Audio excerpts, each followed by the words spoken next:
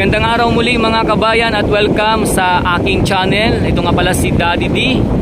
At ito ngayon yung ating pinapakitang sitwasyon dito sa may Manila Baywalk Dolomite Beach, kung saan siyempre talagang ito yung naging resulta gawa nga ng epekto ng bagyong Karina mga kabayan. Makikita po natin yung mga basura na inaano dito. At ngayon may mga nakasako na rin silang basura na mga nalinis dito or nakuha na mga nagmi-maintain dito sa loob mismo ng Manila Baywalk Dolomite Beach, yung mga DPS, Terror Rangers and MMD officers. So sila po yung naglilinis dito sa upang ma-maintain po yung kagandahan ng Manila Baywalk Dolomite Beach. Sa ngayon mga kabayan ko, hanggang doon po sa may dulo yung nakikita nating mga inaanod na basura. At higit sa lahat dito nga po sa may Dalampasigan ay tanaw natin dito sa may mismo itaas ng footbridge kung gaano karami ang mga basura na inaano dito. Yan no, yung loob ng rock formation mga kabayan ko, makikita nyo dyan no.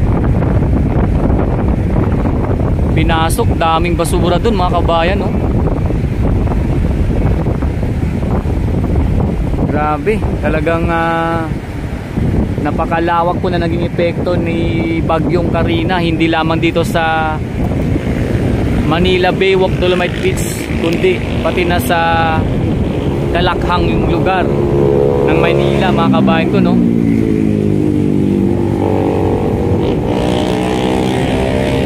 Grabe, napakaraming basura.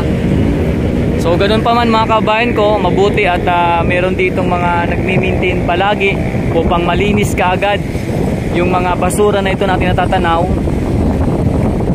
Ayan, dyan yung DPS, MMD officers and Terror Rangers na nangangalaga upang ma-maintain yung paglilinis dito sa loob mismo ng Manila Baywalk Dolomite Beach. Sigurado hanggang yan doon sa aabot yan doon sa may mismong Remedios mga kabayan ko no. Tsaka ang dami pa, grabe doon sa may pinaka yung malaking bato na yan. Tapos talagang pinasok talaga ng alon yung mismong loob ng Dolomite Beach grabe.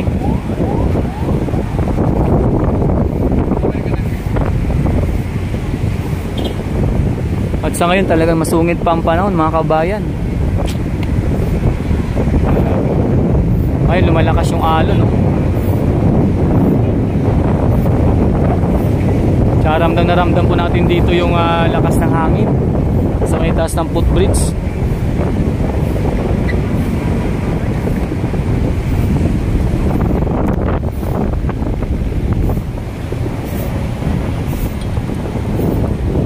Dito lang tayo kumukuha ng video mga kabayan ko sa may sa may labas kasi pag araw ng Huwebes ay yan, maintenance day po ng mga naglilinis dito. So saktong-sakto naman mga kabayan ko maintenance day nila. Yung kumbaga yung bagyong Karina. Grabe.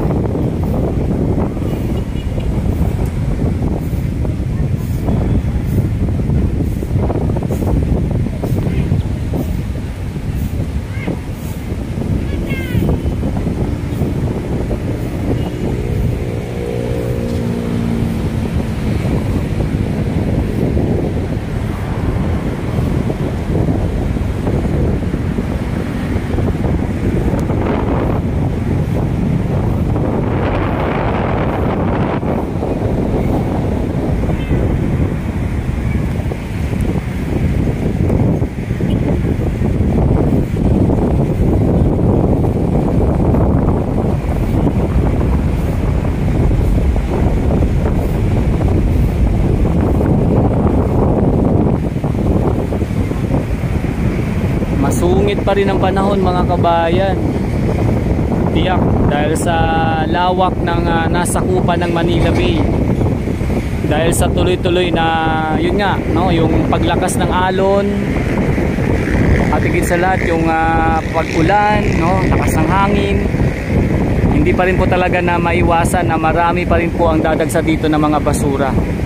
So yan po yung pinaka-update natin dito mga kabayan ko sa Manila Baywalk Dolomite Beach, at kung saan ito nga po yung ating nasasaksihan dito sa ngayon. Epekto po ito ni Bagyong Karina na talaga namang napakalawak po ng kanyang kumbaga naging epekto, no, sa ating bansa. Grabe, sa buong NCR. Ayan.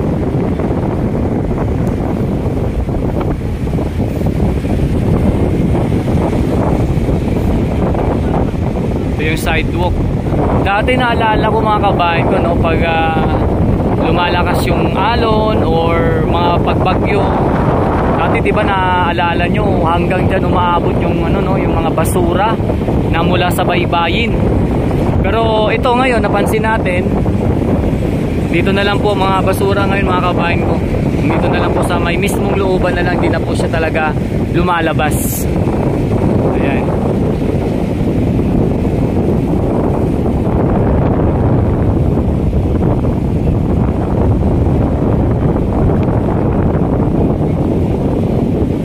Hanggang sa muli mga kabayan ko, ito nga pala si Daddy D, at ito po ngayon yung ating pinaka-update dito ngayong araw sa Manila Baywalk Dolomite Beach, kung saan sa epekto po ni Bagyong Karina, ito po yung ating nakikita rito. So salamat po sa mga nanonood at palagi nag-share ng aking mga upload video and nanonood ng aking live.